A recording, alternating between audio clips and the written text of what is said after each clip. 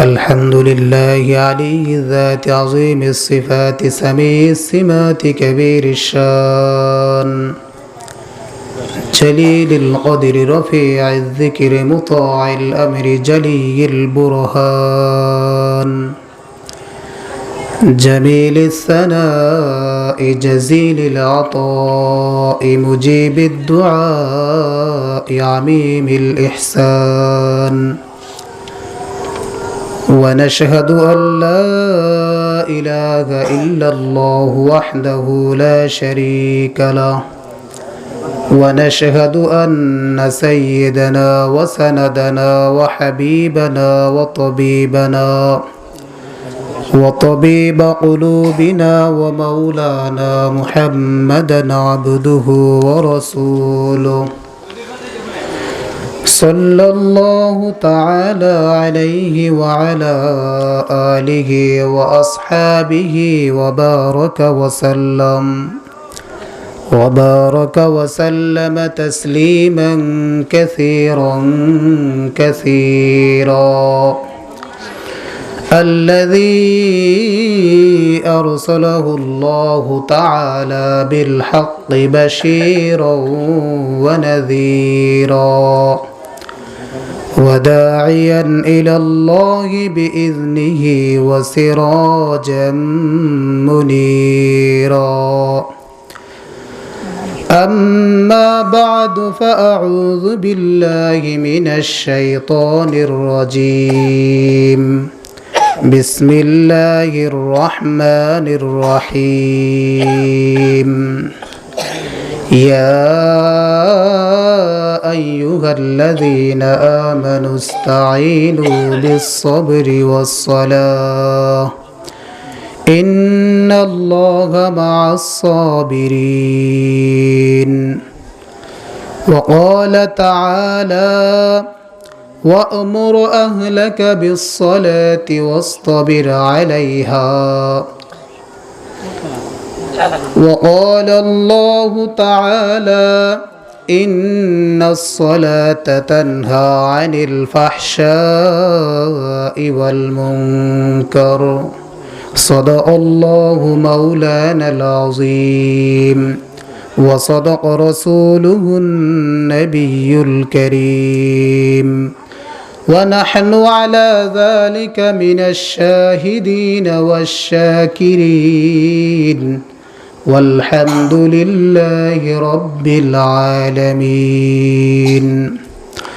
وقال النبي صلى الله عليه وسلم الصلاة عماد الدين من أقامها فقد أقام الدين ومن هدمها فقد هدم الدين أو كما قال النبي عليه الصلاة والسلام وقال تعالى في شان حبيبه إن الله وملائكته يصلون على النبي يا أيها الذين آمنوا صلوا عليه وسلموا تسليما درود إبراهيم اللهم صل على محمد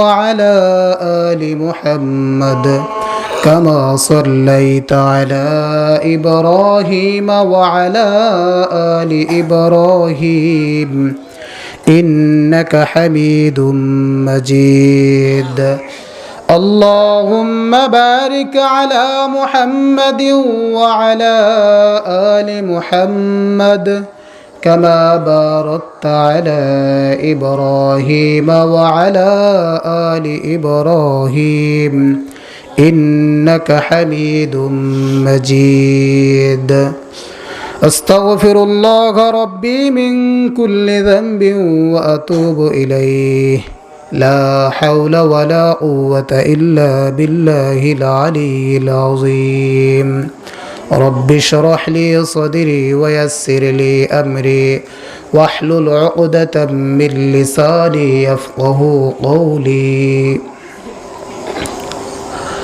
सूरज ने दिया अपने शुआओं के पैगाम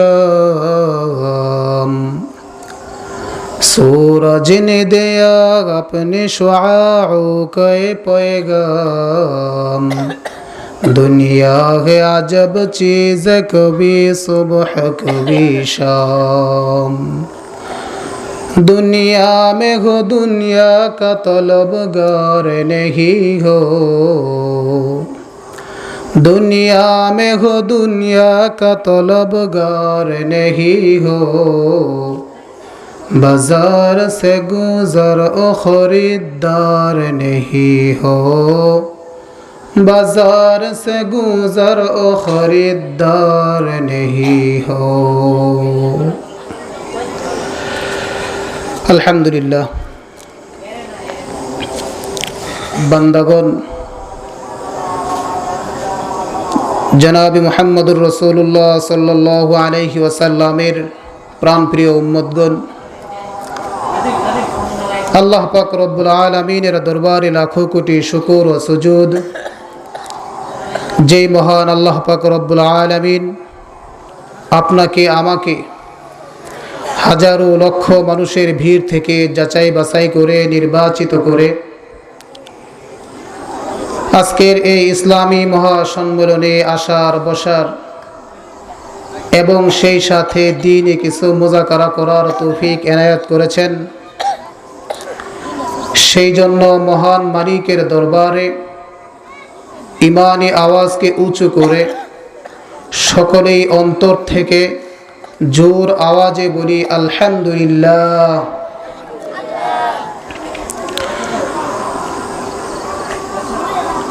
সম্মানিত উপস্থিতি,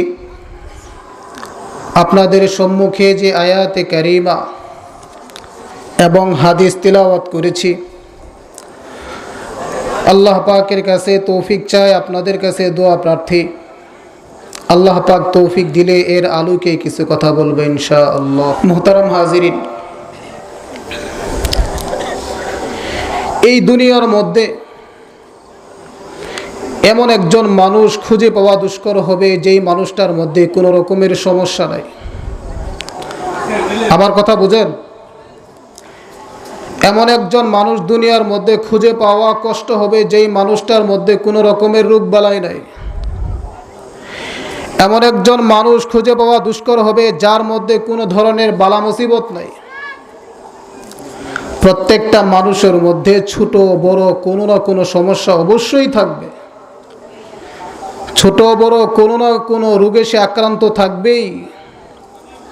একেবারে শূন্য থেকে নিয়ে একেবারে শেষ পর্যন্ত যাদের বয়স, প্রত্যেকটা মানুষই কোনো না কোনো চিন্তায় আক্রান্ত, কোনো না কোনো পেরেশানিতে আক্রান্ত, কোনো না কোনো সমস্যার মধ্যে অবশ্যই পতিত আছে। এত সব সমস্যা, এত সব ঝামেলা, প্রত্যেকটা জিনিসেরই একটা সমাধান থাকা দরকার, কি বলেন? তো আজকে আমার আলোচ্য বিষয় হলো যে কোনো সমস্যার সমাধান। এই আলোচ্য বিষয়টা নিয়ে কিছু কথা বলবো আপনাদের সামনে। এর আগে ভূমিকা স্বরূপ কিছু কথা বলবো, আমার সাথে সাথে আপনারা জবাব দিবেন। দিন যতই সামনের দিকে যাচ্ছে, সেটা কি ভালোর দিকে যাচ্ছে নাকি খারাপের দিকে? কথা বলেন। সময় যতই সামনের দিকে এগোচ্ছে, সেটা কি খারাপের দিকে যাচ্ছে না ভালোর দিকে? খারাপের দিকে। একটা মিনিট পূর্বেও আমরা আল্লাহ রাসূল সাল্লাল্লাহু আলাইহি ওয়াসাল্লামের জামানার কাছে ছিলাম, আর একটা মিনিট পর কিয়ামতের সন্নিকটে চলে গেলাম। আল্লাহ রাসূল সাল্লাল্লাহু আলাইহি ওয়াসাল্লাম বলেন, ও আমার উম্মতগণ, আমার জামানাটা হলো উত্তম জামানা, এটা হলো জান্নাতীদের জামানা। আমার জামানা চলে যাওয়ার পরে যতই সামনের দিকে যাবে জামানা ততটাই খারাপ পাবা। দিন যতই সামনের দিকে যাচ্ছে দুনিয়ার হালত ততটাই খারাপের দিকে যাচ্ছে। কথা বলেন। এখন ভালো মানুষ খুঁজে পাওয়া দুষ্কর, ভালো মানুষ খুঁজে পাওয়া খুবই কঠিন হয়ে পড়েছে, সোনার হরিণ হিসেবে দাঁড়িয়েছে। সোনার হরিণ যেরকম বইয়ের মধ্যেই মানায়, গল্পেই মানায়, ঠিক তদ্রূপ বর্তমান পরিস্থিতিতে একজন ভালো মানুষের সন্ধান পাওয়াটাও এরকম বইয়ের মতোই। একজন নারী 5 তলা থেকে লিফটের মাধ্যমে নিচে নামবে, সেই ভরসা দেওয়া যায় না, ধর্ষণের শিকার হয়। কথা বলেন। আমার আপনার মেয়ে সে বাহিরে যাবে, স্কুল কলেজ ইউনিভার্সিটিতে ক্লাস করতে যাবে, পড়াশোনা করতে যাবে, ভিতরে টেনশন, সহি সালামতে বাড়িতে ফিরবে কিনা। আমার কথা বুঝেন না? বলার উদ্দেশ্য হলো এটাই, জামানা যতই সামনের দিকে এগুচ্ছে ততই খারাপের দিকে যাচ্ছে। আগের জামানাটা কিরকম ছিল? রাসূলুল্লাহ সাল্লাল্লাহু আলাইহি ওয়াসাল্লামের জামানাটা কিরকম ছিল? এখন যেরকম একজন ভালো মানুষ খুঁজে পাওয়া কষ্ট, রাসূলের জামানায় একজন খারাপ মানুষ খুঁজে পাওয়াটা কষ্ট ছিল। ঠিক উল্টো, বিপরীত। মরুভূমির মধ্যে খুঁজেও একজন খারাপ মানুষের সন্ধান পাওয়া যায় না। হযরত ওমর ফারুক রাদিয়াল্লাহু তাআলা আনহু একদা এক সময় মরুভূমি দিয়ে যাচ্ছিলেন, তো হঠাৎ তিনি দেখতে পেলেন একজন রাখাল বকরি চড়াচ্ছে, ছাগল চড়াচ্ছে। মনে মনে চিন্তা করলেন, একটু ঈমানটা পরীক্ষা করি, দেখি কিরকম। ওমর কাছে গিয়ে বলেন, হে রাখাল, একটা বকরি আমাকে দিয়ে দাও, আমার পেটে ক্ষুধা। একটা বকরি দিলে আমারও পেট ভরবে, তোমারও পকেট ভরবে। রাখাল বলে, এটার মালিক তো আমি নই, মালিককে কি জবাব দেব? উমর বলে, জবাব দিয়ে দিবে যে একটা বকরি বাঘে খেয়ে ফেলেছে। রাখাল বলে, তাই নাকি? রাখাল জবাবে বলে, ইয়া গাদা, হে লোক, ফাইন আল্লাহ। তখন আল্লাহ কোথায় থাকবে? কথা বুঝেন না? আমি যে আপনাকে একটা বকরি দিয়ে দেব, তখন আল্লাহ কোথায় থাকবে? আমার মালিক তো এখানে চেক দেওয়ার জন্য আসবে না, এটা ঠিক, কিন্তু তখন আমার মালিক কোথায় থাকবে? সুবহানাল্লাহ। মরুভূমির প্রান্তরেও একজন খারাপ মানুষ খুঁজে পাওয়া যায় না। রাতের অন্ধকারে একজন মানুষকে দুধের মধ্যে পানি মিশাতে দেখা যায় না। মা মেয়ে বসে আলোচনা করতেছে, মা বলে, যেটার মধ্যে একটু পানি মিশিয়ে দাও, দুধের মধ্যে একটু পানি মিশ্রিত করে দাও। মেয়ে বলে, মা এটা তো করা যাবে না। মা বলে, ওমর তো দেখবে না। মেয়ে বলে, ওমরের মালিক তো দেখবে। সুবহানাল্লাহ। আমার কথা বুঝেন আপনারা? তে বুঝলে হানা তো বলবেন। মোহতারাম হাজিরিন, বলতেছিলাম যে রাসূলের জামানাটা কিরকম ছিল। একজন খারাপ মানুষ খুঁজে পাওয়াটা অনেক কঠিন ছিল। শত শত মাইল অতিক্রম করেও একজন সন্ত্রাসের খুঁজে পাওয়া যেত না, একজন চাঁদাবাজের খোঁজ পাওয়া যেত না। রওজায়ে আথা রাসূল সাল্লাল্লাহু আলাইহি ওয়াসাল্লামের কবরের পাশে একজন মহিলা এসে সালাম দিতেছে, আসসালামু আলাইকা ইয়া রাসূলুল্লাহ, আসসালামু আলাইকা ইয়া হাবিবাল্লাহ। মহিলা দেখতেই বোঝা যায় যেটা অপরিচিত, মদিনার নয়। তো হযরত ওমর ফারুক রাদিয়াল্লাহু তাআলা আনহুর জামানা চলতেছে। তখন মহিলাকে ওমরের দরবারে আনা হলে ওমর রাদিয়াল্লাহু তাআলা আনহু জিজ্ঞাসা করলো, তোমার বাড়ি কোথায়? মহিলা বলে, আমার বাড়ি তো অনেক দূর, সুদূর ইয়ামেন। ইয়ামেন থেকে তুমি চলে আসছো? জি হুজুর। এগুলো কি সাথে? হুজুর, এগুলো আমার যত সহায় সম্পত্তি ছিল সবগুলো বিক্রি করে বস্তার মধ্যে টাকা পয়সা ঢুকিয়ে নিয়ে আসছি, এবং আমার গহনাপত্র যা আছে সবগুলো এই বস্তার ভিতরে আছে। মাহরাম কোথায়? মাহরাম তো নাই হুজুর। বাবা নাই, ভাই নাই, চাচা নাই, দাদা বেঁচে নাই, কেউ নাই।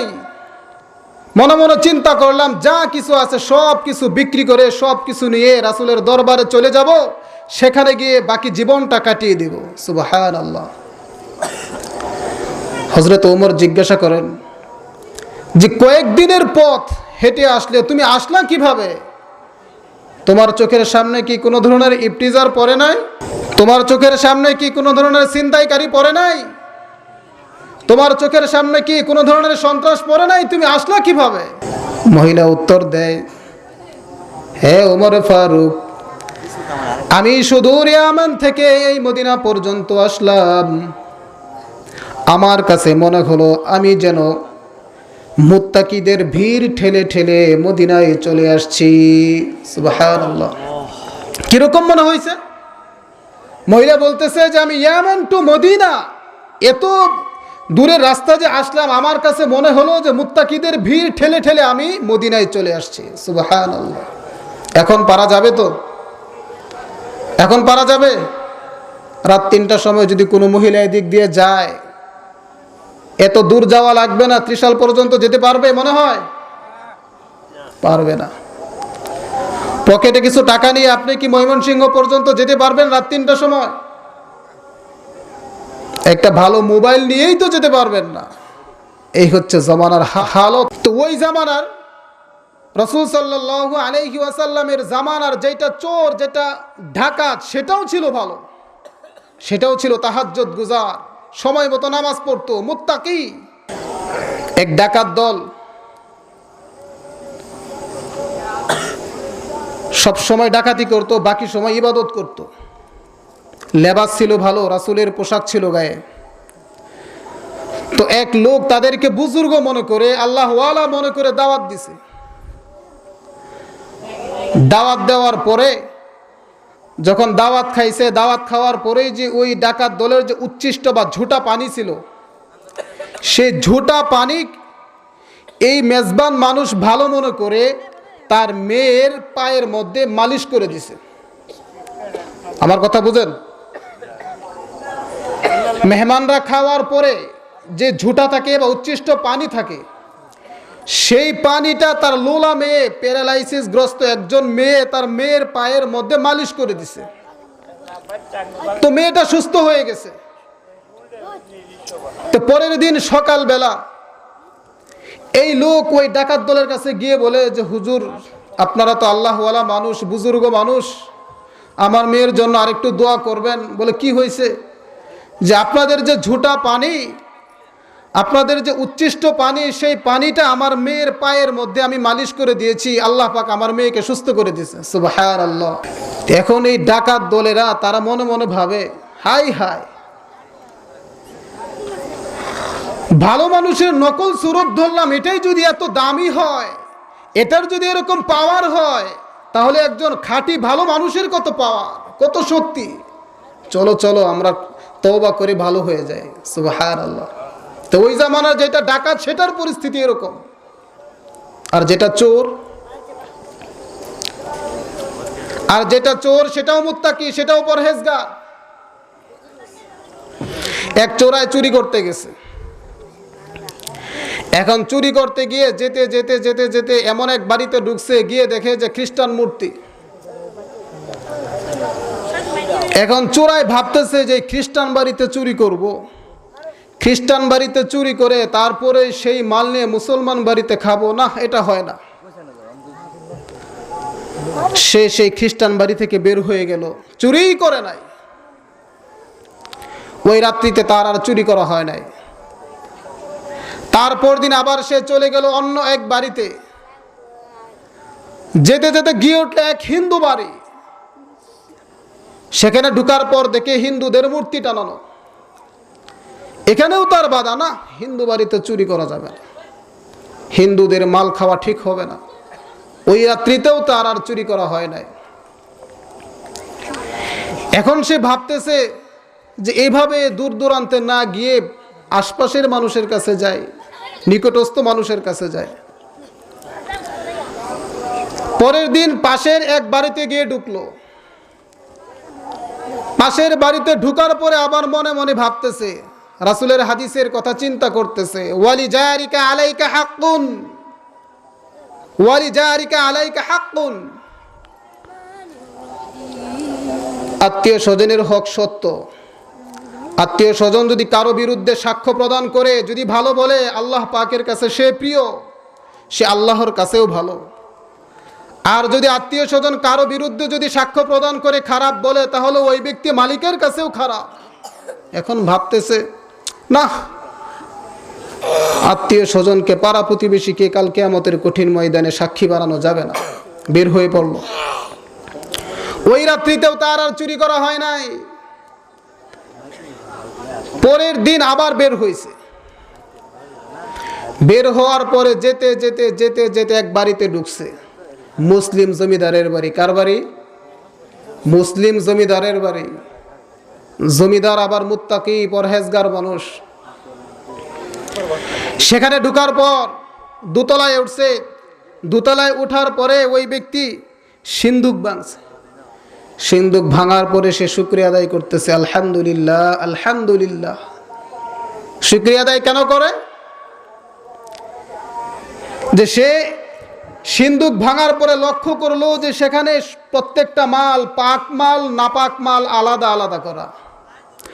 সে দেখে এই মালের বয়স 1 বছর, যাকাত দেওয়া হয়েছে আলাদা। এই মালের বয়স 6 মাস, যাকাত দেওয়া হয় নাই আলাদা। এরকম ভাবে পার্ট বাই পার্ট আলাদা আলাদা করা। সে চিন্তা করতেছে, চুরি যখন করব পাকটাই করব, নাপাক মাল কেন নেব? তার চিন্তাধারা কিরকম? চুরি যখন করব তখন পাক মালটাই চুরি করি, নাপাক মাল নিব না। এখন চোরের যে সময়, এরকম ব্যাখ্যা করতে করতে বাঁচতে বাঁচতে বাঁচতে হঠাৎ এক সময় ফজরের আজান শুরু হয়ে গেল। মসজিদ থেকে আজান আসছে, আসসালাতু খায়রুম মিনান নাওম। চিন্তা করতেছে, ঘুম থেকে নামাজ ভালো। মুয়াজ্জিন সাহেব কি বলে? ঘুম থেকে নামাজ ভালো। চোরে বলে যে ঘুম থেকে যদি নামাজ ভালো হয় তাহলে চুরির থেকে তো আরো ভালো। এখন বলে আগে নামাজটা পড়ে এলি, পরে দেখি কি করা যায়। সে এখন নামাজের জন্য প্রস্তুতি নিতেছে। বলে আজান আকামত দিয়ে লই। চোরে আজান দেয়, আল্লাহু আকবার আল্লাহু আকবার আল্লাহু আকবার আল্লাহু আকবার। নিচ তলায় মালিকে তাহাজ্জুদ পড়তেছিল আগের থেকে। জমিদার বেটা নিচ তলায় তাহাজ্জুদ পড়তেছিল, ভাবতেছে যে উপরে আজান দেয় কে? উপরে উঠছে।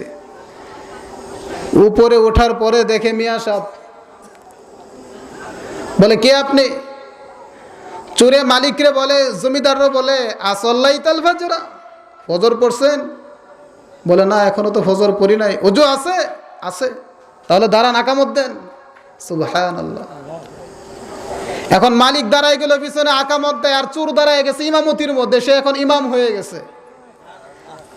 এখন সে নামাজ পড়াইতেছে, সূরা পড়তেছে, আলহামদুলিল্লাহি রাব্বিল আলামিন আর রহমানির রহিম মালিকি ইয়াউমিদ্দিন ইন্নাল্লাযীনা আমানু ওয়া আমিলুস সালিহাতি কানাত লাহুম জান্নাতুল ফিরদাউসি নুজুলা। সূরা কেরাত পড়ে নামাজ শেষ করে এখন জমিদার বেড়ায় চিন্তা করে, এত সুন্দর তেলাওয়াত, আহা। এখন চিন্তা করে দেখেন, ওই জামানার যেটা চোর সেটারও কোরআন তেলাওয়াত কি ছিল? সহি ছিল। আর বর্তমান জামানার দাখিল, আলেম, ফাজিল, কামিল সমস্ত ডিগ্রি আছে, কিন্তু কোরআন তেলাওয়াত ঠিক নাই। কথা বলেন, আমার সাথে কথা বলেন। আমাদের পৃথিবীতে, আমাদের দেশে একজন মানুষ আছে যে টাই পরে বক্তৃতা দেয়, পুরো পৃথিবী কাঁপিয়ে বেড়ায়, কিন্তু কোরআন তেলাওয়াত ঠিক নাই। কথা বলেন। নামদারি অনেক ডিগ্রি আছে, কিন্তু কোরআনের তেলাওয়াত ঠিক নাই। একজন মানুষের যদি কোরআন তেলাওয়াত ঠিক না থাকে, সেই ব্যক্তি আবার বুজুর্গ হয় কিভাবে? সে আল্লাহওয়ালা হয় কিভাবে? নামাজ ভঙ্গের কারণ কয়টি? 19টি। নামাজ ভঙ্গের কারণ, আমার সাথে কথা বলবেন, নামাজ ভঙ্গের কারণ কয়টি? 19টি। সর্বপ্রথম নামাজের মধ্যে অশুদ্ধ করা, বাকি 18টা বাদ সর্বপ্রথমটাই ধরেন। নামাজ সহি হতে হলে সর্বপ্রথম যে বিষয়টা প্রণিধানযোগ্য সেটা হলো কেরাত সহি হতে হবে।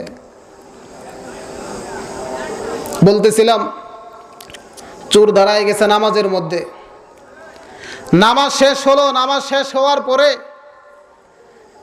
এখন এই চোরাই মালিককে বলতেছে যে মালিক যাই কিছু হয়েছে মাফ করে দেন, আমি চলে যাই। বলে কি হয়েছে? বলে কি হয়েছে সেটা তো বলা যাবে না, যা হয়েছে মাফ করে দেন, আমি চলে যাই। হয়েছেটা কি? এখন তো মালিক আরো চাপায় ধরছে, জমিদার বেটায় আরো চাপায় ধরছে। স্বাভাবিকভাবেই নেগেটিভ বিষয়ের প্রতি মানুষের কিন্তু টান বেশি থাকে, আকর্ষণটা বেশি থাকে। আপনি যদি একটা হাত যদি মুষ্টিবদ্ধ করেন আর যদি কোনো বাচ্চা ছেলেদেরকে বলেন যে এই মুষ্টির ভিতরে কি আছে আমি দেখাবো না, তাহলে দেখবেন আপনার প্রতি আরো জোর বেশি দেখাবে, কি আছে ভিতরে দেখাও। এখন মালিক এই চোর বেটা যতই বলতেছে যা কিছু হয়েছে মাফ করে দেন, আমি চলে যাই। বলে কি হয়েছে বলো? তারপরে বলতেছে যে আসছিলাম এক কাজে, করলাম আরেক কাজ। যে আমি আসছিলাম এখানে চুরি করার জন্য, এখন চুরির সময় দেখা গেল আজান হয়ে গেছে, এখন তো নামাজ পড়া দরকার। নামাজ পড়ার জন্য যখন আমি প্রস্তুতি গ্রহণ করি আপনি ভিতরে চলে আসলেন, তারপরে তো এই হালত, এই অবস্থা।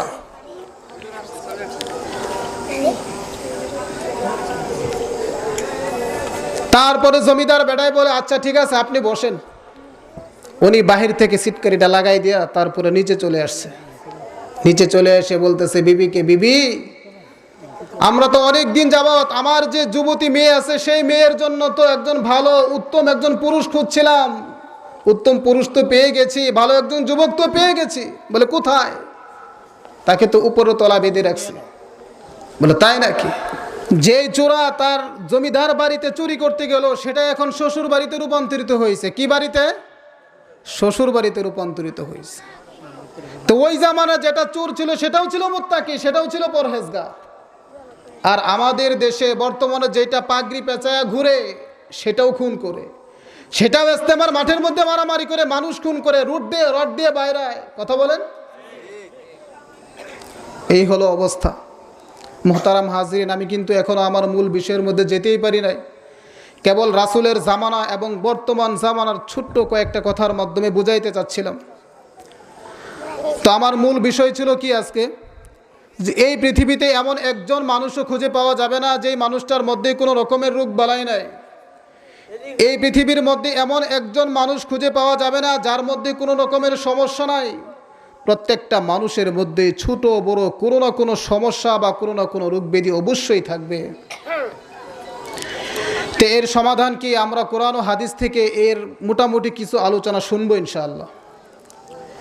তো সমস্ত সমস্যার সমাধান কল্পে মহান আল্লাহ পাক রব্বুল আলামিন পবিত্র কালামুল্লাহ শরীফের মধ্যে বলেন, ইয়া আইয়ুহাল্লাযীনা আমানু ইসতাঈনু বিস-সাবরি ওয়াস-সালাহ ইন্নাল্লাহা মা'আস-সাবিরিন।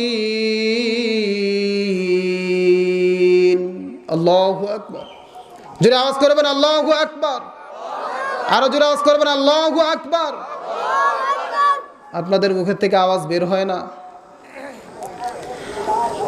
উহুদের ময়দানে রাসূলুল্লাহ সাল্লাল্লাহু আলাইহি ওয়াসাল্লাম রক্তাক্ত অবস্থায়, মাথা ভেঙে গেছে, শরীর থেকে রক্ত ঝরতেছে। এমন সময় কুরাইশদের সর্দার আবু সুফিয়ান দাঁড়িয়ে বলে যে তোমাদের মধ্যে মুহাম্মদ কি এখনো বেঁচে আছে? তোমাদের মধ্যে আবু বকর, উমর, উসমান, আলী এখনো কি বেঁচে আছে? রাসূল সাল্লাল্লাহু আলাইহি ওয়াসাল্লাম সাহাবায়ে কেরামদেরকে বলে থামো থামো, দেখি কি করে। তারপরে আবু সুফিয়ান বলে যে যদি মুহাম্মদ সহ অন্যান্য মানুষ যদি বেঁচে থাকতো তাহলে আমার এই আওয়াজে তারা সাড়া দিত, মনে হয় তারা কেউ বেঁচে নেই। আবু সুফিয়ান বলে তাহলে আমরা সকলেই বলি হুবালের জয় হোক, হুবালের জয় হোক। এই কথা যখন সে বলল, আল্লাহ রাসূল সাল্লাল্লাহু আলাইহি ওয়াসাল্লাম এতক্ষণ পর্যন্ত সমস্ত সাহাবাই কারামদেরকে দামিয়ে রেখেছিলেন, সেই আল্লাহ রাসূল সাল্লাল্লাহু আলাইহি ওয়াসাল্লাম বলেন যে হে উমর, এখন আর নিবৃত্তি থাকা যায় না, এখন আর এভাবেই চুপ করে থাকা যায় না, তুমি দাঁড়াও। উমর বলে মা আকুল ইয়া রাসূলুল্লাহ সাল্লাল্লাহু আলাইহি ওয়াসাল্লাম, আমি কি বলবো? রাসূল সাল্লাল্লাহু আলাইহি ওয়াসাল্লাম বলেন যে হে উমর, তুমি দাঁড়াও, আকাশ বাতাস প্রকম্পিত করে সমস্ত মানুষদেরকে জানিয়ে দাও, এই পৃথিবীতে যা কিছু আছে আসমান এবং জমিনে সব থেকে বড় কে? কথা বলেন, জোরে আওয়াজ দিয়ে বলেন, সব থেকে বড় কে? এই বিশ্ব ব্রহ্মাণ্ডে সব থেকে বড় কে? আসমান এবং জমিনে সব থেকে বড় কে? আল্লাহ। তাহলে আপনাদের মুখ দিয়ে তাকবীর বের হয় না, তাহলে তো অন্যান্য বক্তাদেরও তো কষ্ট হবে। সময় মতো কথা বলতে হয়, সুবহানাল্লাহ, আলহামদুলিল্লাহ, আল্লাহু আকবার, এই সমস্ত বিষয়গুলো বলতে হয়। তো বলতেছিলাম কি, যে পৃথিবীর মধ্যে প্রত্যেকটা মানুষেরই কোনো না কোনো সমস্যা, কোনো না কোনো রোগ ব্যাধি অবশ্যই থাকবে। এগুলোর সমাধান কি? আল্লাহ পাক রব্বুল আলামিন বলেন, ইয়া আইয়ুহাল্লাযীনা আমানুস্তাঈনু বিস-সাবরি ওয়াস-সালাহ ইন্নাল্লাহা মা'আস সাবিরিন। ও দুনিয়ার মানুষ, আমি তোমাদেরকে জানিয়ে দিচ্ছি, তোমরা যে যেই সমস্যার মধ্যে থাকো না কেন, যে যেই অসুবিধার মধ্যে থাকো না কেন, যে যে রোগবালাইয়ের মধ্যেই থাকো না কেন, সমস্ত সমস্যা সমাধানের জন্য, যে কোনো রোগ ব্যাধি থেকে পরিত্রাণ পাওয়ার জন্যে ওই সময় তোমরা আমি মালিকের কাছে দোয়া করবা। আমি তোমাদের কাছে 2টা প্রেসক্রিপশন দিয়ে দিলাম, এই 2টা প্রেসক্রিপশন অনুযায়ী যদি তোমরা কাজ করতে পারো, তাহলে তোমরা যে কোনো সমস্যা থেকে সমাধান করতে পারবা। কি 2টা প্রেসক্রিপশন? আল্লাহ পাক রব্বুল আলামিন বলেন, ইয়া আইয়ুহাল্লাযীনা আমানু, হে ঈমানদারগণ, ইস্তাঈনু বিস-সাবরি ওয়াস-সালাহ, সর্বপ্রথম তোমার কাজ হলো নামাজ আদায় করবা, বিস-সালাহ। তারপরে আল্লাহ পাক রব্বুল আলামিন বলেন 2য় নাম্বার কাজ হলো তুমি ধৈর্য ধারণ করবা। আল্লাহ পাক রব্বুল আলামিন বলেন যে কোনো সমস্যা সমাধান কল্পে তোমরা 2টা জিনিসের শরণাপন্ন হবা। 1 নাম্বার হলো তোমরা ধৈর্য ধারণ করবা, 2য় নাম্বার হলো তোমরা নামাজ আদায় করবা। এই 2টা বিষয় যখন তোমার একত্রিত হয়ে যাবে, তখন তুমি যে কোনো সমস্যায় সমাধান করতে পারবা। সুবহানাল্লাহ। এবার আসুন, যেখানে আল্লাহ পাক রব্বুল আলামিন 2টা প্রেসক্রিপশন দিয়েছেন, কয়টা? এই কথা বলেন, 2টা প্রেসক্রিপশন দিয়েছেন, বিস-সবর ওয়াস-সালাত। 1 নাম্বার হলো ধৈর্য ধারণ করা, 2য় নাম্বার হলো নামাজ। এই ধৈর্য এবং নামাজ, এই 2টা বিষয় আলোচনা করেই শেষ করে দেব ইনশাআল্লাহ। ধৈর্য কাকে বলা হয়? ধৈর্য শব্দের আবিধানিক অর্থ হলো সংযম অবলম্বন। 2য় আরেকটি অর্থ হলো নিজের নফসের উপর পূর্ণ নিয়ন্ত্রণ লাভ। সংযম অবলম্বন বলতে কি বোঝায়? এই দুনিয়ার মধ্যে বসবাস করা অবস্থায় অনেক সম্পত্তির মালিক আমি হতে পারি, অনেক টাকা পয়সা ধন দৌলত অনেক কিছু আমার থাকতে পারে, কিন্তু এত কিছু থাকা সত্ত্বেও অহংকার করা যাবে না। অনেক পাওয়ার অনেক ক্ষমতা আমার থাকতে পারে, কিন্তু সেই ক্ষমতার অপব্যবহার করা যাবে না। এটাকেই বলা হয় সংযম অবলম্বন। নফসের উপর পূর্ণ নিয়ন্ত্রণ লাভ বলতে কি বোঝায়? আমার মন চাহি জিন্দেগি চালানো যাবে না। যত রকমের গুনাহের কাজ আছে সব থেকে বেঁচে থাকতে হবে। আমার মনে যা চায় সেটা করা যাবে না। কোরআন যেটা বলে সেটা করতে হবে, যেটা নিষেধ করে সেটার থেকে বিরত থাকতে হবে। এটাকেই বলা হয় নফসের উপর নিয়ন্ত্রণ। এই ধৈর্যের 3টি শাখা আছে। কয়টি শাখা? 3টি শাখা আছে। 1 নাম্বার শাখা, খেয়াল রাখবেন, ধৈর্যের শাখা 3টি। 1 নাম্বার শাখা, যাবতীয় অন্যায় গর্হিত অশ্লীল কাজ, যাবতীয় গুনাহের কাজ, যাবতীয় হারাম কাজ, প্রত্যেকটা নিষেধাজ্ঞা কাজ থেকে নিজেকে বিরত রাখতে হবে। আবার বুঝেন, 1 নাম্বার শাখা, যাবতীয় গুনাহের কাজ, অন্যায়ের কাজ, অশ্লীল কাজ, গর্হিত কাজ, শরীয়ত বিরোধী প্রত্যেকটা কাজ থেকে নিজেকে বিরত রাখতে হবে। এক নম্বর শাখা।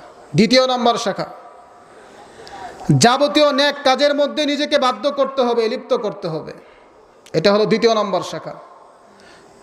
অর্থাৎ একটা জিনিস ছেড়ে দিতে হবে, আরেকটা বিষয় ধরতে হবে। গুনাহের কাজগুলো ছেড়ে দিতে হবে এবং আবশ্যকীয় শরীয়ত যেই কাজগুলো করতে আমাকে আদেশ করেছেন সেই কাজগুলো আমাকে আদায় করতে হবে। তৃতীয় নম্বর শাখা। তৃতীয় নম্বর শাখা হলো যে কোনো রকমের বিপদ আপদ এবং সংকটে আল্লাহ পাক রব্বুল আলামিনের উপর সবর করতে হবে। কথা বোঝেন নাই? একজন মানুষের জীবনে অনেক রকমের বিপদ আপদ আসতে পারে, সংকট আসতে পারে, বালা মুসিবত আসতে পারে। ওই সময় মালিকের উপর ধৈর্য ধারণ করতে হবে, হতাশ হওয়া যাবে না এবং আল্লাহ পাকের পক্ষ থেকে পুরস্কার পাওয়ার আশা রাখতে হবে। জীবন চলার পথে কতই না সমস্যার সম্মুখীন হতে হয়, সর্বক্ষেত্রেই ধৈর্য ধারণ করতে হবে। আল্লাহ পাক রব্বুল আলামিন পবিত্র কালামুল্লাহ শরীফের মধ্যে বলেন, وَلَنَبْلُوَنَّكُمْ بِشَيْءٍ مِّنَ الْخَوْفِ وَالْجُوعِ وَنَقْصٍ مِّنَ الْأَمْوَالِ وَالْأَنفُسِ وَالثَّمَرَاتِ وَبَشِّرِ الصَّابِرِينَ। আল্লাহ পাক রব্বুল আলামিন বলেন, ও দুনিয়ার মানুষেরা, তোমরা যে দুনিয়ার মধ্যে বসবাস করো, দুনিয়ার মধ্যে চলাফেরা করো, আমি কিন্তু বিভিন্ন সময়ে বিভিন্ন মাধ্যমে আমি তোমাদেরকে পরীক্ষা করতে পারি। আল্লাহ পাক রব্বুল আলামিন বলেন, কিভাবে পরীক্ষা করব সেটাও তোমরা ভালো করে জেনে নাও।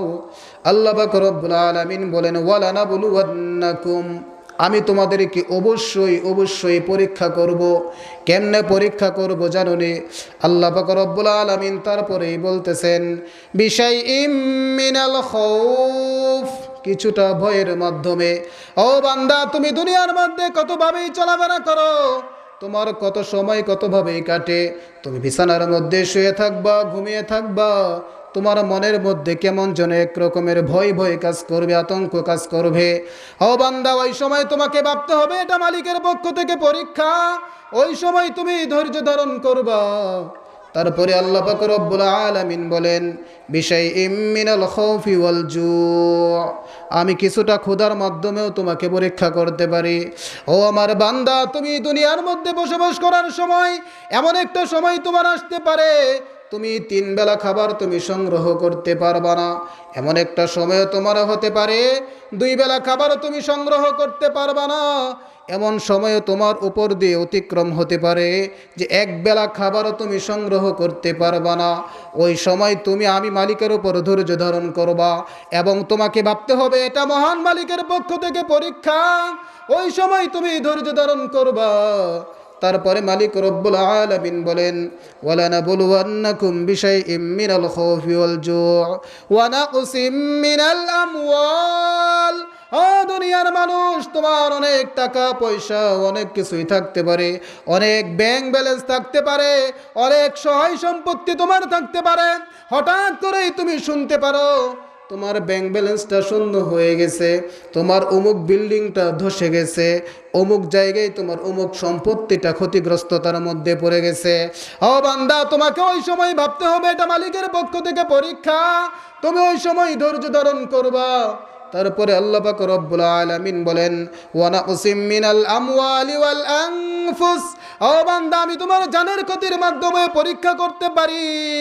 তুমি দুনিয়ার মধ্যে কতভাবে তো চলাফেরা করে থাকো, জলে এবং স্থলে বিভিন্নভাবেই তুমি কিন্তু এই দুনিয়ার মধ্যে চলাফেরা করো। হঠাৎ করেই তুমি অ্যাক্সিডেন্টের সম্মুখীন হতে পারো। তোমার পরিবারস্থ কোনো মানুষ কিন্তু ইন্তেকাল করতে পারেন, অথবা কারো শরীরের হাত পাও কিন্তু বিকলাঙ্গ হয়ে যেতে পারে। তুমি নিজেও কিন্তু অ্যাক্সিডেন্টের সম্মুখীন হতে পারো। আল্লাহ পাক রব্বুল আলামিন বলেন, ওয়াল আনফুস। ও দুনিয়ার মানুষ, আমি কিন্তু জানের পরীক্ষার মাধ্যমেও তোমাদেরকে পরীক্ষা করতে পারি, জানের ক্ষতির মাধ্যমে কিন্তু আমি তোমাদেরকে পরীক্ষা করতে পারি। তারপরে মালিক রব্বুল আলামিন বলেন, ওয়াস সামারাত। আমি কিন্তু ফল ফসলের ক্ষতির মাধ্যমে তোমাদেরকে পরীক্ষা করতে পারি। ও দুনিয়ার মানুষ, কত কষ্ট করে, কত পরিশ্রম করে তোমরা ফসলের মধ্যে ফসল ফলাও, ক্ষেতের মধ্যে তোমরা ফসল ফলাও, জমি চাষাবাদ করো, তারপরে সেখানে তোমরা চারা রোপণ করো, বীজ বপন করো, সেখান থেকে চারা এক সময় অঙ্কুরিত হয়, সেখান থেকে ধীরে ধীরে সেই ফসলগুলো বড় হয়, এক সময় দেখা যায় সেখানে ফসল আসে। কত পরিচর্যা আমরা সেখানে করি, তারপরে সেখানে এক সময় ফসল আসার পরে দেখা যায় সেটা আবার পাকাও হয়ে যায়, সেটা আবার পেকেও যায়।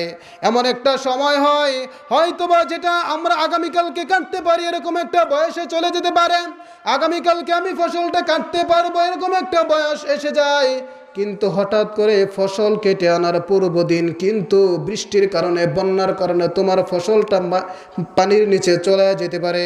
এরকম হতে পারে বেশি বৃষ্টির কারণেও তোমার ফসলটা নষ্ট হয়ে যেতে পারে, বৃষ্টি না থাকার কারণেও তোমার ফসলটা নষ্ট হয়ে যেতে পারে, বৈরী কোনো আবহাওয়ার কারণেও কিন্তু তোমার ফসলটা নষ্ট হয়ে যাইতে পারে, বিভিন্ন কারণে তোমার ফল ফসল কিন্তু নষ্ট হতে পারে। ও দুনিয়ার মানুষ, এরকম যখন তোমার উপর দিয়ে যাবে তখন তোমাকে ভাবতে হবে এটা মালিক রব্বুল আলামিনের পক্ষ থেকে পরীক্ষা। ওই সময় তুমি কিন্তু ধৈর্য ধারণ করবা। তুমি যদি ধৈর্য ধারণ করো, আল্লাহ পাক রব্বুল আলামিন তার শেষেই বলতেছেন, ইন্নাল্লাহা মা'আস সাবিরিন, ধৈর্যশীলদের সাথেই রয়েছেন মহান আল্লাহ পাক রব্বুল আলামিন। সুবহানাল্লাহ বলেন। আপনাদের কষ্ট হইতেছে? যদি কষ্ট হয় তাহলে ছেড়ে দেব, বক্তারা আছে। মোহতারাম হাজিরিন, বলতেছিলাম যে ধৈর্যের শাখা কয়টি? 3টি শাখা। 1 নাম্বার হলো যাবতীয় গুনাহগুলো ছেড়ে দিতে হবে। 2য় নাম্বার, যাবতীয় নেক কাজের মধ্যে নিজেকে বাধ্য করতে হবে। 3য় নাম্বার, যে কোনো বিপদ আপদ এবং সংকটে আল্লাহ পাক রব্বুল আলামিনের উপর ধৈর্য ধারণ করতে হবে। এই 3টার সমন্বয়ে যার হবে সে যে কোনো সমস্যা সমাধান করতে পারবে। দুনিয়ার মধ্যে দেখেন না, যার ধৈর্য যত বেশি সে সফলতার দিক দিয়ে ততটাই এগিয়ে। কথা বলেন। আপনি দোকানদারি করেন, আপনার ধৈর্য যতটা বেশি আপনি সফল ততটা। আপনি চাকরি করেন, ব্যবসা করেন, অফিস করেন, খেতে খামারে কাজ করেন, যাই করেন না কেন, আপনার ধৈর্য যদি থাকে সেখানে আপনি সফলতাটা ঠিক ততটাই পাবেন। আর যদি আপনি ধৈর্যচ্যুত হয়ে যান তাহলে কিন্তু আপনি সফলতা পাবেন না। আর এই ধৈর্য যদি আপনার মধ্যে থাকে তাহলে মালিক কি বলে দেখেন যে কাল কিয়ামতের ময়দানে কি হবে। আল্লাহ পাক রব্বুল আলামিন পবিত্র কালামুল্লাহ শরীফের মধ্যে বলেন, ইয়াউমা ইয়াফিরুল মারউ মিন আখিহি ওয়া উম্মিহি ওয়া আবিহি ওয়া সাহিবাতিহি ওয়া বানিহি।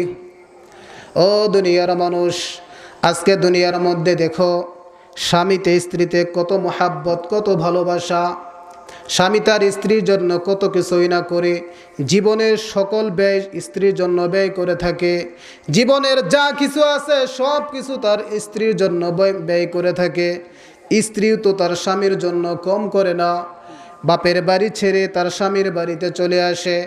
এই দুনিয়ার জমিনে স্বামী এবং স্ত্রীতে কত মহাব্বত, বাবা এবং ছেলের মধ্যে কত মহাব্বত।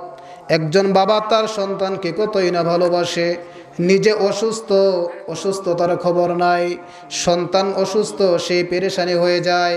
মা তার সন্তানকে কতই ভালোবাসে, মা অসুস্থ, সেই দিকে তার তেমন কোনো ভ্রুক্ষেপ নাই, সন্তান অসুস্থ, সে অনেক পেরেশানি হয়ে যায়। ভাই ভাই কত বন্ধুত্ব, ভাই ভাই কত মহাব্বত, কত ভালোবাসা, আত্মীয় স্বজনে কত ভালোবাসা, কত মহাব্বত।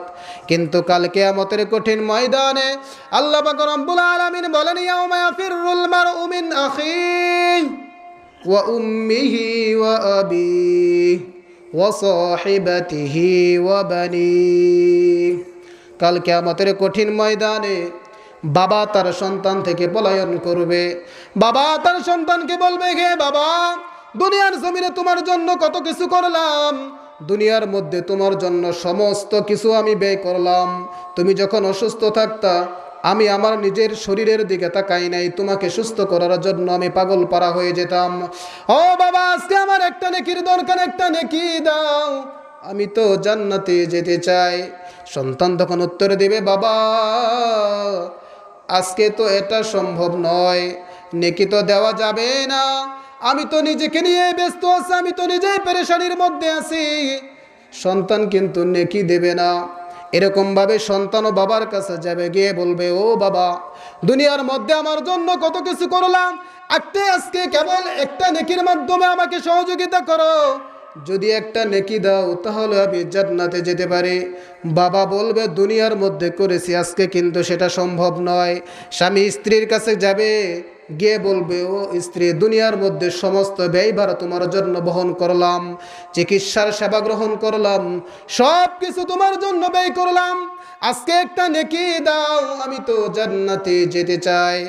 স্ত্রী তখন বলবে, আজকে তো সেটা দেওয়া সম্ভব নয়, আমি তো নিজেকে নিয়েই ব্যস্ত আছি। এরকমভাবে স্ত্রীও তার স্বামীর কাছে যাবে, গিয়ে বলবে, জীবনের সমস্ত সময়টা তো আমি তোমার জন্য ব্যয় করলাম, দুনিয়ার মধ্যে তোমার সেবা করলাম, তোমার সন্তানের সেবা করলাম, আজকে একটা নেকি দাও, যেই নেকির মাধ্যমে আমি জান্নাতে যাইতে পারি। স্বামী বলবে, দুনিয়ার মধ্যে করেছি, আজকে কিন্তু সম্ভব নয়। ও দুনিয়ার মানুষ, এরকমভাবে প্রত্যেকটা মানুষ তার আত্মীয় স্বজনের কাছে দৌড়াবে। সেই দিন কিন্তু প্রত্যেকটা মানুষই তাদের আত্মীয় স্বজন দেখে পলায়ন করবে, কেউ কিন্তু ওই দিন সামনে আসবে না। এমন একটা বিপদের মুহূর্ত হবে যা আসলে বলা বাহুল্য, যেটা ভাষায় প্রকাশ করা যায় না। শুধু আত্মীয় স্বজন, পাড়া প্রতিবেশী, ভাই বোন, স্বামী স্ত্রী এরকমই নয়, আমার শরীরের প্রত্যেকটা অঙ্গ প্রত্যঙ্গ আমার বিরুদ্ধে চলে যাবে, প্রত্যেকটা অঙ্গ প্রত্যঙ্গই কিন্তু আমার বিরুদ্ধে কথা বলবে। সেই দিন যখন আমি আমার জিহ্বা দিয়ে, আমার জবান দিয়ে যখন আমি বলা শুরু করব, মিথ্যা বলা শুরু করে দিব, আমার জবানটা সেই দিন বন্ধ করে দেওয়া হবে। হাত আমার বিরুদ্ধে কথা বলবে, হাত বলবে, ও মালিক, এই হাতের মাধ্যমেই তো আমি গুনাহের কাজগুলো করেছিলাম, এই হাতের মাধ্যমেই কিন্তু আমি মানুষকে আঘাত করেছিলাম, এই হাতের মাধ্যমেই কিন্তু আমি অমুক গুনাহের কাজের মধ্যে স্পর্শ করেছিলাম। চোখ আমার বিরুদ্ধে কথা বলবে। রব্বুল আলামিন বলেন, ইন্নামা ইউওয়াফাস সাবিরুনা আজরাহুম বিগাইরি হিসাব, যে এই সমস্ত মানুষ যারা দুনিয়ার মধ্যে ধৈর্য ধারণ করছে, যে তাদের পুরস্কার কি? আল্লাহ পাক রব্বুল আলামিন বলেন, ইন্নামা ইউওয়াফাস সাবিরুনা আজরাহুম বিগাইরি হিসাব, তাদের পুরস্কার হলো বিনা হিসাবে জান্নাত। কথা বুঝেন নাই মনে হয়? আমি আপনি যদি দুনিয়ার বালা মুসিবতের মধ্যে যদি ধৈর্য ধারণ করতে পারি, তাহলে পুরস্কার কি? বিনা হিসাবে জান্নাত। একটা কথা হলো, হিসাব দিয়ে কি জান্নাতে যাওয়া যাবে? কথা বলেন। যদি হিসাবের কাঠগড়ায় দাঁড়াতে হয়, তাহলে কি জান্নাতে যাওয়া যাবে? বলতেছিলাম, যারা ধৈর্য ধারণ করবে তাদের জন্য বিনা হিসাবে জান্নাত। প্রশ্ন উঠেছিল, হিসাব দিয়ে কি জান্নাতে যাওয়া যাবে? রাসূল সাল্লাল্লাহু আলাইহি ওয়াসাল্লাম বলেন, মান হুসিবা উকিবা, যার হিসাব নেওয়া হবে তাকে আযাব ভোগ করতে হবে, সেটা স্বল্প মেয়াদী হোক বা দীর্ঘমেয়াদী হোক, হিসাব নেওয়া হলে আযাব ভোগ করতে হবে। জান্নাতে যেতে হলে কিভাবে যেতে হবে? একেবারেই বিনা হিসাবে। তা আমরা এতক্ষণ কি জানলাম? যদি কোনো ব্যক্তি বিপদ আপদে ধৈর্য ধারণ করে, তাহলে বিনা হিসাবে জান্নাত। আর ধৈর্য কাকে বলা হয়? আমরা তো মনে করি তিনটা শাখা বলছিলাম না, মনে আছে? আমরা তো মনে করি তৃতীয় নাম্বারটাই মনে হয় ধৈর্য, বাকি 1 এবং 2 সেটা কি মনে আছে? সমস্ত গুনাহ থেকে নিজেকে ফারেক রাখতে হবে, সমস্ত নেক কাজের মধ্যে নিজেকে বাধ্য করতে হবে। তৃতীয় নাম্বার হলো যাবতীয় বিপদ আপদ এবং সংকটে মহান মালিকের উপর ধৈর্য ধারণ করতে হবে। এই তিনটার সমন্বয় যার হবে, এই তিনটা বৈশিষ্ট্য যার মধ্যে থাকবে, তার ব্যাপারেই আল্লাহ পাক রব্বুল আলামিন বলেন, ইন্নামা ইউওয়াফাস সাবিরুনা আজরাহুম বিগাইরি হিসাব, যে তার পুরস্কার কি? তার পুরস্কার হলো বিনা হিসেবে জান্নাত। তাহলে আমাদের যাবতীয় সমস্যার সমাধান কল্পে আমি 2টা প্রেসক্রিপশন বলেছিলাম। 1 নাম্বার হলো কি? ধৈর্য। ধৈর্যের মোটামুটি একটা আলোচনা করেছি। 2য় নাম্বার সালাত। 2য় নাম্বার কি? নামাজ। নামাজ কি জিনিস? এটা বলে আমি ইনশাল্লাহ শেষ করে দেব। ইসলামের ভিত্তি কয়টি? আমার সাথে সাথে কথা বলবেন। ইসলামের ভিত্তি কয়টি? 5টি। কালিমা, নামাজ, রোজা, হজ, যাকাত। সর্বপ্রথম কি? কালিমা। এটা মানুষের ভিতরগত বিষয়, আকীদাগত বিষয়। এটা যদি একজন মানুষে বিশ্বাস করে এবং মেনে নেয় তাহলে সে হয় মুসলমান। তারপরে যে 4টা কাজ রয়েছে, নামাজ, রোজা, হজ, যাকাত। নামাজের আলোচনা করব, বাকি 3টা বলি। রোজা, রোজা কি প্রতিদিনের আমল নাকি বাৎসরিক আমল? বাৎসরিক আমল। এটা সব সময় করতে হয় না, এটা বছরে একবার 1 মাস রাখতে হয়, রমজান মাস। 2 নাম্বার হজ। হজ কি এটা সকলের উপর ফরজ? সমাজের মুষ্টিমেয় কিছু মানুষ যাদেরকে আল্লাহ পাক রব্বুল আলামিন অর্থ সম্পত্তি দান করছেন, তাদের উপর হজ আদায় করা ফরজ, এবং সেটা জীবনে একবার। তারপরে আসুন যাকাত। যাকাত কি প্রত্যেকের উপর ফরজ? এই কথা বলেন না কেন? আপনারা কি বুঝেন না আমার কথা? যাকাত কি প্রত্যেকটা ব্যক্তির উপর ফরজ, নাকি এটা আল্লাহ পাক রব্বুল আলামিন মুষ্টিমেয় কিছু মানুষের কাছে ধন সম্পত্তি দিয়েছে, যারা সমাজের অর্থ বিত্তশালী, তাদের উপর যাকাত আদায় করা ফরজ?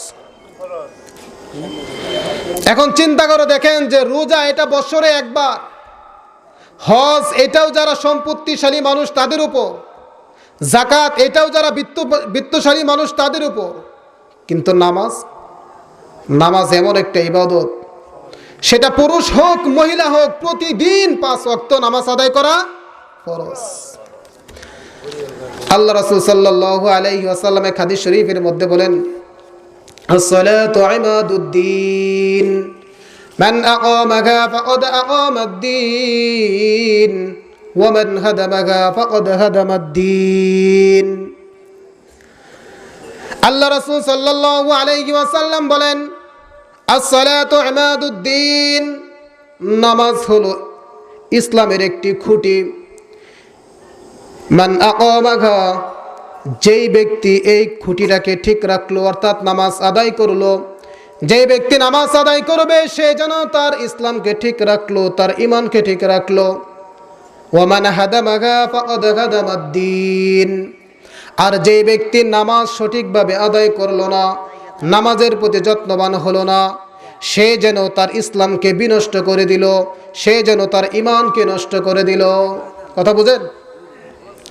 তাহলে একটা বিষয় লক্ষ্য করেন, একটা ঘরের মধ্যে যদি 5টা খুঁটি থাকে, সেখানে খুঁটি মানে স্তম্ভ, যেটার উপর পুরো ঘরটাই নির্ভর করে, সেখানে যদি আপনার সে একটা খুঁটি যদি নড়বড়ে থাকে, দুর্বল হয়, তাহলে আপনার পুরো ঘরটাই কিন্তু দুর্বল থাকবে। বুঝতেছেন কথা?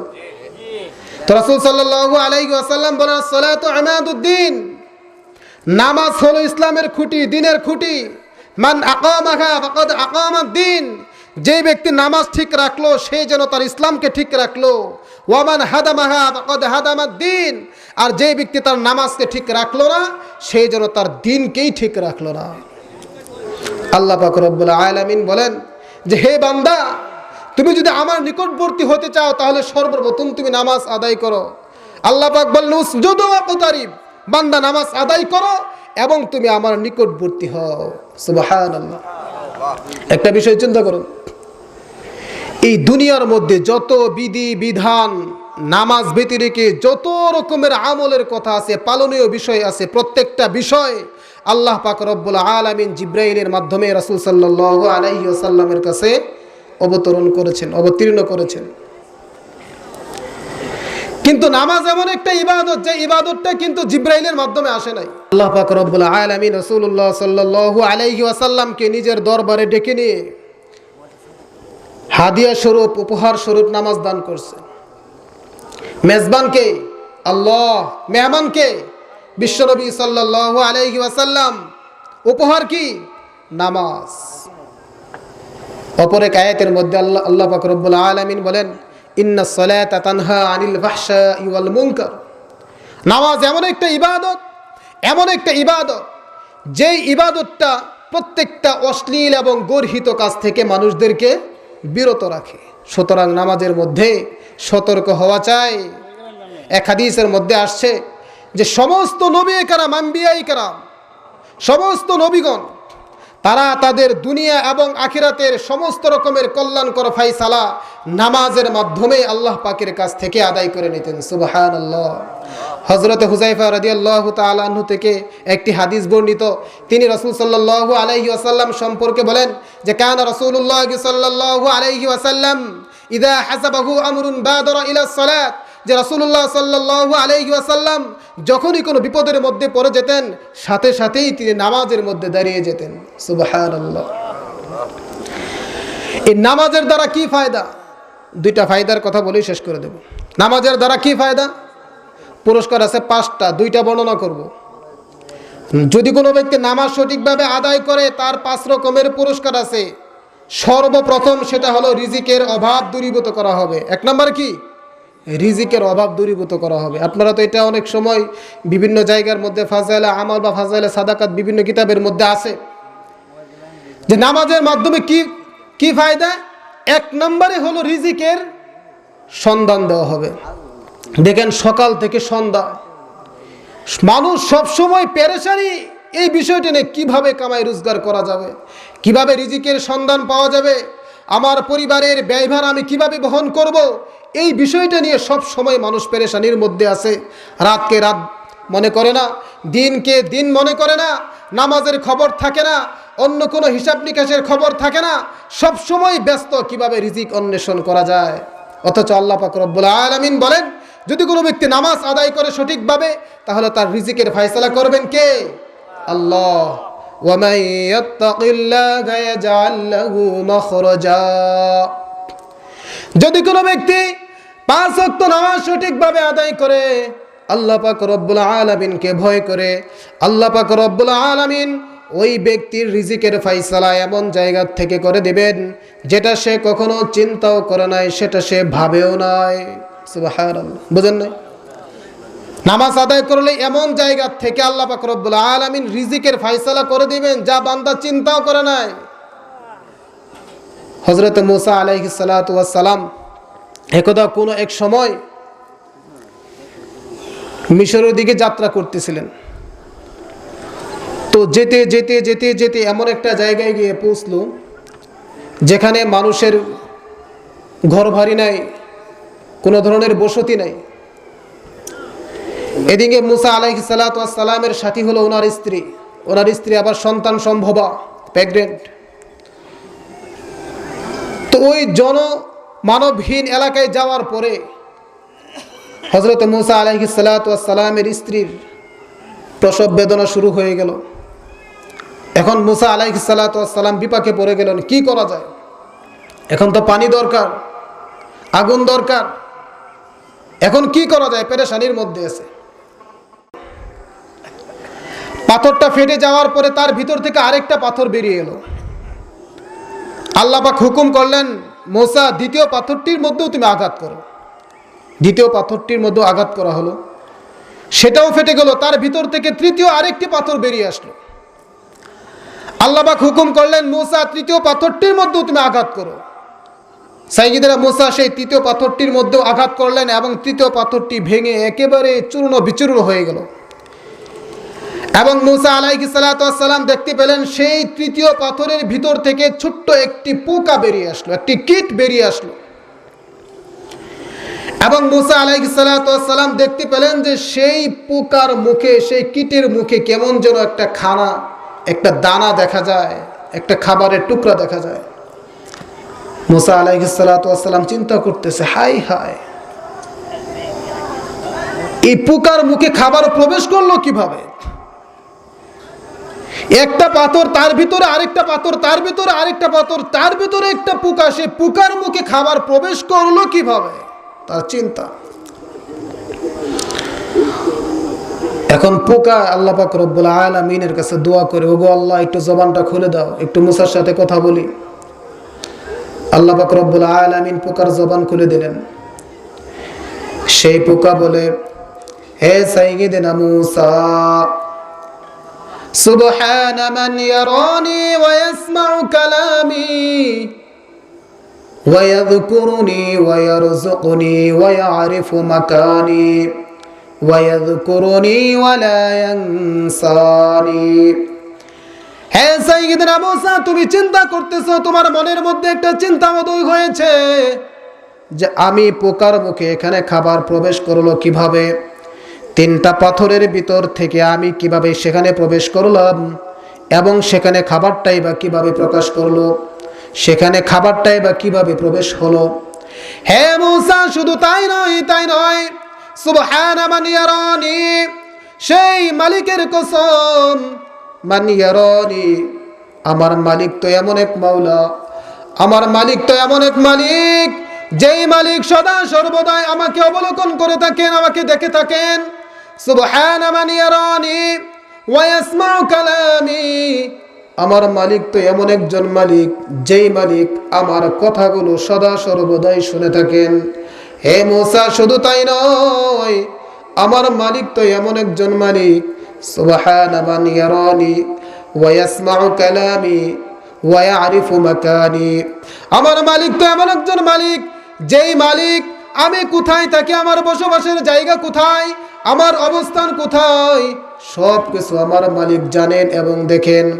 আমার মালিক তো এমন একজন মালিক, ওয়ায়াযকুরুনি, যেই মালিক আমাকে সব সময় স্মরণ করেন। হ্যাঁ মুসা, শুধু তাই নয়, আমার মালিক এমন একজন মালিক, ওয়ালা ইয়ানসানি, এমন একজন মালিক, যেই মালিক কখনোই আমাকে ভুলেন না। সুবহানাল্লাহ, কথা বোঝেন নাই বলা হয়। একটা পাথরের ভিতরে আরেকটা পাথর, তার ভিতরে আরেকটা পাথর, তার ভিতরে আরেকটা পাথর, তার ভিতরে একটা পোকা। সেই পোকার ভিতরে খাবার, সেই পোকার মুখে খাবার, সে বেরিয়ে বলে কি যে আমার মালিক এমন একজন মালিক, যেই মালিক আমার খবর রাখেন, আমার বসবাসের জায়গা কোথায় সেইগুলো আমার মালিক জানেন, আমার কথাবার্তা শুনেন। আমার মালিক তো এমন একজন মালিক, যেই মালিক আমাকে কখনোই ভুলেন না, সদা সর্বদাই স্মরণ রাখেন। তাহলে যেই মালিকে তিনটা পাথরের ভিতরে একটা পোকা, সেই পোকার কাছে যদি খাবার পৌঁছাতে পারে, তাহলে বুঝি মহান মালিক আশরাফুল মাখলুকাত, আমরা তো হলাম সৃষ্টির শ্রেষ্ঠ জীব, আমাদের কাছে বুঝি খাবার পৌঁছাবেন না, রিজিক পৌঁছাবে না? যদি রিজিক পৌঁছিয়েই থাকে, আপনাদের কথা অনুযায়ী গেলাম, তাহলে মুয়াজ্জিন সাহেব আজান দেয়, আমি দোকানে কেন? মুয়াজ্জিন সাহেবের আজান হচ্ছে আসসালাতু খায়রুম মিনান নাওম, আমি ঘুমের মধ্যে কেন? মসজিদের মাইক থেকে আজান বের হচ্ছে, আমি অফিসে। মসজিদের মাইক থেকে আজান আসছে, আমি রান্না বান্নায় ব্যস্ত, আমি ক্ষেত খামারে ব্যস্ত, আমি আমার কাজের মধ্যে ব্যস্ত। আমার চিন্তা, যদি এখন দোকান ফালাইয়া বাহিরে যায়, তাহলে এই সময়টার মধ্যে ঘাটতি হবে। মানুষ নামাজে চলে গেলে আমি যদি দোকান খোলা রাখি, আমার বিক্রি বেশি হবে, এরকমটাই তো। নামাজে যদি চলে যায়, তাহলে কাজটা একটু কমে যাবে, এই যে ক্ষেতের মধ্যে ক্ষেত খামারে কাজ করতেছি, কাজটা একটু পিছিয়ে যাবে, এরকমটাই তো ভাবনা নাকি? রিজিক যতটুকু কপালে, যতটুকু ভাগ্যে, যতটুকু ললাটে আছে, তার বেশি কি পাওয়া যাবে? সম্ভব? সম্ভব নয়। আল্লাহ রাসূল সাল্লাল্লাহু আলাইহি ওয়াসাল্লাম হাদিসের মধ্যে বলেন, আর রিজকু মাকসুমুন ইয়াতুলুবুল আবদা কামা ইয়াতুলুবু আজালাহু, রিজিক হলো বন্টনকৃত। ইয়াতুলুবুল আবদা, রিজিক একজন মানুষকে ঠিক সেইভাবে খুঁজে বেড়ায়, কামা ইয়াতুলুবু আজালাহু, মৃত্যু যেরকম একজন মানুষকে খুঁজে বেড়ায়। মৃত্যু সম্বন্ধে কারো কোনো দ্বিমত আছে? কথা বলেন, মৃত্যু সম্বন্ধে কারো কোনো দ্বিমত আছে? এই দুনিয়ার মধ্যে বহু মানুষ আছে, হাজারো লক্ষ কোটি মানুষ আছে, যারা আল্লাহ রাসূল সাল্লাল্লাহু আলাইহি ওয়াসাল্লামকে বিশ্বাস করে না। আছে না নাই? এরকম হাজারো লক্ষ মানুষ আছে যারা স্রষ্টাকে বিশ্বাস করে না, মহান মালিককে বিশ্বাস করে না। এরকম মানুষের অভাব নাই। কিন্তু একটা বিষয় চিন্তা করে দেখেন, একজন মানুষ হিন্দু হোক বা মুসলমান হোক, বৌদ্ধ হোক, খ্রিস্টান হোক, ইমানদার হোক, বেঈমান হোক, ছোট হোক, বড় হোক, কালো হোক, ধনী হোক, গরিব হোক, সমস্ত শ্রেণীর মানুষ, সর্বশ্রেণীর মানুষ, প্রত্যেকটা মানুষই এক বাক্যে স্বীকার করে মৃত্যু সত্য। এই দুনিয়ার মধ্যে যত বিষয় আছে, প্রত্যেকটা বিষয়ের মধ্যে ইখতিলাফ আছে। একজনে এটা বলে, আরেকজনে ওটা বলে, একজনে বলে বাস্তব, আরেকজন বলে অবাস্তব। কিন্তু মৃত্যু এমন এক ভয়ানক, এমন এক ভয়াবহ সত্য, যার ব্যাপারে কারো কোনো দ্বিমত নাই, যে কোনো ধর্মের লোক, যে কোনো মতাদর্শের লোক, প্রত্যেকটা মানুষই বিশ্বাস করে মৃত্যু সত্য। রাসূল হাদিসে বলেছেন, আর রিজকু মাকসুবুন ইয়াতুলুবুল আবদা কামা ইয়াতুলুবু আজালাহু। ও দুনিয়ার মানুষ, রিজিক মানুষকে এরকম ভাবেই অন্বেষণ করে যেরকম ভাবে মৃত্যু মানুষকে অন্বেষণ করে। আমার কোনো রিজিক, আমার কোনো খাবার যদি আটলান্টিক মহাসাগরের তলদেশেও থাকে, সেটা আমার কাছে আসবেই। কিভাবে আসবে সেটা মালিক জানে। কথা বুঝতেছেন? তাহলে নামাজের সময় হলে নামাজে অবশ্যই যেতে হবে। সেখানে অন্য কোনো চুচারা করা যাবে না, সেখানে ভিন্ন কোনো পদ্ধতি গ্রহণ করা যাবে না। মোহতারাম হাজিরিন, সময়ের স্বল্পতা, অন্যান্য বক্তারাও আছেন। আসলে আমি কিন্তু এখানকার তেমন কোনো গুরুত্বপূর্ণ ওয়াইজিনে কেরাম বা বক্তা আমি নই। আপনাদের কাছে আসছি, বয়স অল্প, ছোট মানুষ। মূল বিষয় হলো আপনাদের কাছে আসছে, আপনাদের কাছ থেকে দোয়া নেওয়ার জন্য। আপনারা দোয়া করবেন আল্লাহ পাক যেন একজন দিনের দায়ী হিসেবে কবুল করেন, ভবিষ্যতে যেন দিনী কাজগুলো যেন করার মতো, আঞ্জাম দেওয়ার মতো তৌফিক দান করেন। সকলে আমার জন্য দোয়া করবেন। আরেকটা বিষয় হলো, যে বিষয়টা বলতেছিলাম, যে কোনো বিপদ আপদ এবং সমস্যার মধ্যে সর্বপ্রথম কাজ হলো ধৈর্য ধারণ করতে হবে, ধৈর্যচ্যুত হওয়া যাবে না। দ্বিতীয় নম্বর কাজ হলো নামাজ আদায় করতে হবে। এই দুইটার সমন্বয়ে যদি আপনার আমার হয়, তাহলে যে কোনো বিপদ আপদ আমরা মোকাবেলা করতে পারবো, সহজেই আমরা মোকাবেলা করতে সক্ষম হব। আরেকটা বিষয় হলো বেশি বেশি করে দোয়া করতে হবে। ইমামে আজম ইমাম আবু হানিফা রহমতুল্লাহি আলাই, উনি যখন রাত্রিবেলা তাহাজ্জুদের নামাজ পড়তেন, তো নামাজের মধ্যেই এত বেশি কান্নাকাটি করতেন, আর একটা আয়াত বারবার তেলাওয়াত করতেন, ওয়ামতাজুল ইয়াউমা আইয়ুহাল মুজরিমুন। কাঁদতো আর এই আয়াতটা বলতো। কারণ দেখেন, দুনিয়ার মধ্যে একটা রাস্তা, এই রাস্তা দিয়ে প্রত্যেকটা মানুষই, প্রত্যেক শ্রেণীর মানুষই এই রাস্তা দিয়ে চলাফেরা করে। একজন ভালো মানুষও চলাফেরা করে এই রাস্তা দিয়ে, আরেকজন খারাপ মানুষও, একজন বেঈমান, একজন ইমানদার। প্রত্যেক শ্রেণীর মানুষই, প্রত্যেক প্রকারের মানুষই কিন্তু একই রাস্তা দিয়ে, একই প্ল্যাটফর্মে চলতে পারে। কিন্তু কাল কিয়ামতের কঠিন ময়দানে কিন্তু এরকমটা হবে না। যখন এই আয়াতের ঘোষণাটা হয়ে যাবে, ওয়ামতাজুল ইয়াউমা আইয়ুহাল মুজরিমুন, যে যারা পাপাচার, অন্যায়কারী, দুরাচার, তোমরা আজকে পৃথক হয়ে যাও। তো ইমামে আজম ইমাম আবু হানিফা রহমতুল্লাহি আলাইহি বলেন যে, জানি না ওই দিন আমার অবস্থানটা কোথায় হয়, জানি না আমি কোন কাতারের মধ্যে গিয়ে পড়ি, না জানি আমি সেই খারাপের দলের মধ্যে পড়ে যাই। মোহতারাম হাজরিন, এত বড় একজন আল্লাহওয়ালা, এত বড় একজন বুজুর্গ, উনি যদি এই আয়াত পুরোপুরি এতটা কান্নাকারি করতে পারেন, তাহলে আপনার আমার অবস্থাটা কোথায়? তো আল্লাহ পাক রব্বুল আলামিন আমাদেরকে এই বিষয়গুলো বোঝার তৌফিক দান করেন। আমিন। ওয়া আখিরু দাওয়ানা আলহামদুলিল্লাহি রাব্বিল আলামিন।